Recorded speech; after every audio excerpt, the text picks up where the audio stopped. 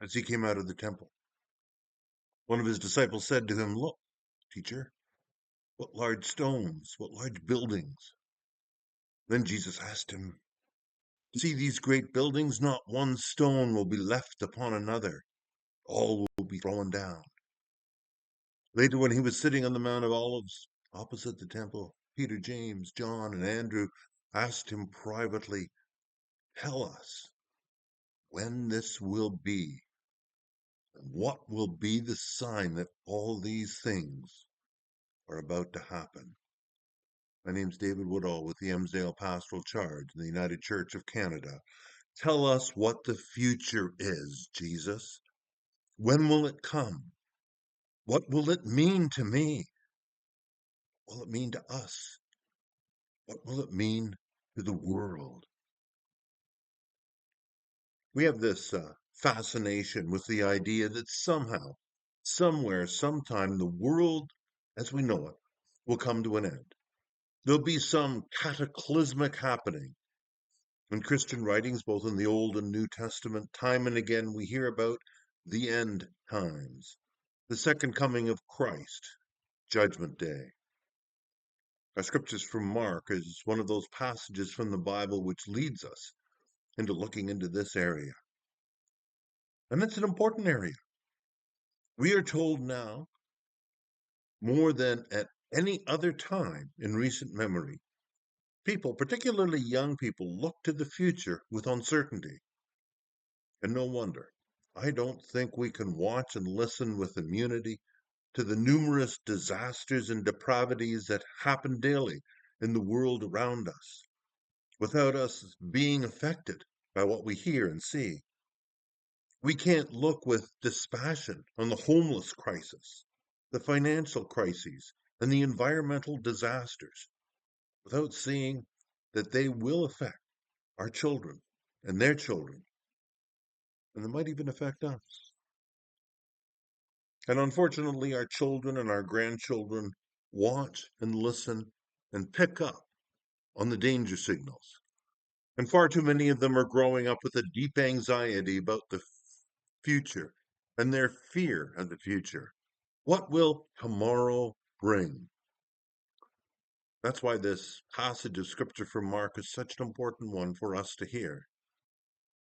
How do we find ways to live with a real hope in troubling times? That need is as strong a need as it is today, as it was for the people of earlier generations. Now, our story takes place in the last week of Jesus' life. He was facing growing opposition. He was talking with his disciples about the end time. Several years later, Mark is recording all of this as he writes his gospel to a church that was struggling not only to survive, but to interpret the confusing events which were almost overwhelming their faith. You see, severe persecution had begun. Jerusalem was under a 5-year siege by Roman legions because of a recent rebellion by the Israelite people. Finally, when the city of Jerusalem fell to the Roman legions, it was destroyed. Peter and Paul, the early leaders of the church, which at that time was referred to as the Way, Peter and Paul had been put to death. They weren't there anymore. Jesus hadn't returned as he was expected to. And I am sure that those few followers of the Way during those days must have felt from time to time like it was all a hoax. Our faith, which seems so real, must be all lies. We got fooled. Everything is falling apart. Everything is broken. The days looked dark for Jesus when he said these words, "Not one stone will be left upon another. All will be thrown down." Mark wrote his gospel into the air of hopelessness which enveloped the early church. Finding ways to live with a real hope in troubling times is as strong a need for us today as it was for the early Christians, as it was for the followers of the Way. Now, here's another story. Hannah desperately wanted to have a baby. Her husband did as well, but she had not been able to bear children. She was deeply distressed, and she cried bitterly as she prayed to the Lord, "See my trouble and remember me. Don't forget me. If you give me a son, I promise." Birth is always a symbol of hope. To bring a child into this world is a courageous belief in the future. A child is about love and the power of love in a world of uncertainty. A child is a statement of hope during troubled times. Hannah gave birth to her son Samuel, who became one of the great leaders spoken of in the early stories of the Israelite people. There has been a long standing belief that the world will not go on as it is, that some cataclysmic thing will happen. The current fad, it seems to me, is noting the asteroids that pass close to Earth, with the thought that we are one major collision away from annihilation. And within our history, we have called the day of God's intervention the day of the Lord, or Judgment Day, or Armageddon. And the understanding is that before that Judgment Day, there will be a time of terror and trouble, and the world will be shaken to its foundation, and the shadow of Armageddon will snuff out this world as we know it. But in all of these prophecies, there's a glimmer of hope in this dark judgment, that this time of darkness will be followed by a new world and a new age and a new glory. The book of Revelation in the Bible was written to address this coming time. Jesus talked about these signs preceding the coming dark days. He said, "Beware that no one leads you astray.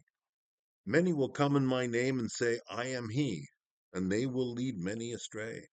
When you hear of wars and rumors of wars, do not be alarmed. This must take place, but the end is still to come. For nation will rise against nation and kingdom against kingdom. There will be earthquakes in various places. There will be famines.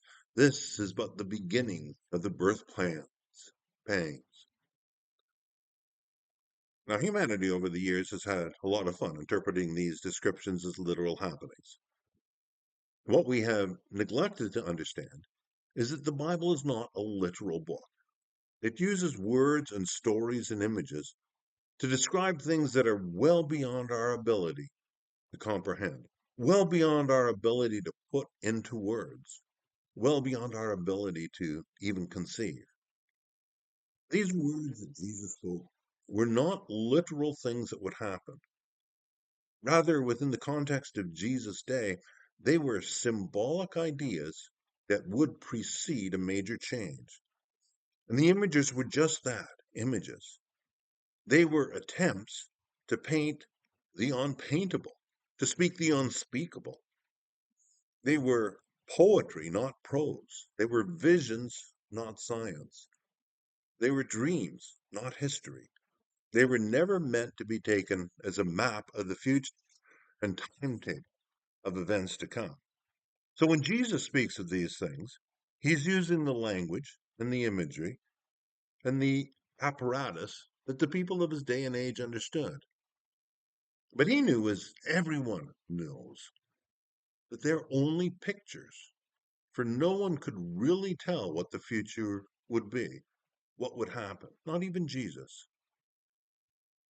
Now, I realize how significant the whole issue of the end time is when I think about my children and my grandchildren, and I wonder what their future will be like. I wonder what kind of a world, environmentally, socially, physically, spiritually, that we are preparing them for. And I wonder, do we have deep down inside of us the right stuff which this world needs, which we need to hold on to if we are to give these children any kind of a future at all? And that right stuff is about the inner part of us. I would call it the spiritual part of us. If the spiritual is missing, it doesn't matter. how brave you are, how dedicated you are, how caring you are. The right stuff is spiritual. It's justice and love and caring. It's reaching out a hand in help. It's accepting another person's hand to help us up. It's building a strong community. Will we have this right stuff? Or will we let the bleak pessimism, which gnaws at the edge of our consciousness, finally overwhelm us? And we give up. And we throw away our ideals and our values. We throw away our morals. We throw away our faith. One thing I do know, I have heard the plans that people have made to fix the future. I have listened to the promises made by our elected leaders. I have seen wonderful handmade creative things broken into a million pieces. And I've realized that to put all of our hopes for tomorrow into the basket of human ingenuity is somewhat akin to putting a basket of eggs in the middle of Highway 11 in the morning and hope that they will be intact come evening. One thing I do know is that if there is to be hope for the future at all, it will not lie in the creations of humanity. Our hope is not to be found in human achievements, no matter how grand or wonderful they might be, because even our best and our greatest accomplishments hold within them the seed of their own destruction. This beautiful temple was destroyed by the Romans because it was the focus of the Jewish people's rebellious identity. The dream of a Christian world for us drowned in the despair of native residential schools and colonialism. The triumphant political leader emerges only to have his or her life put under a microscope and found wanting. And when we realize that our hope cannot be found within us, then we must look beyond ourselves. And when we look beyond ourselves,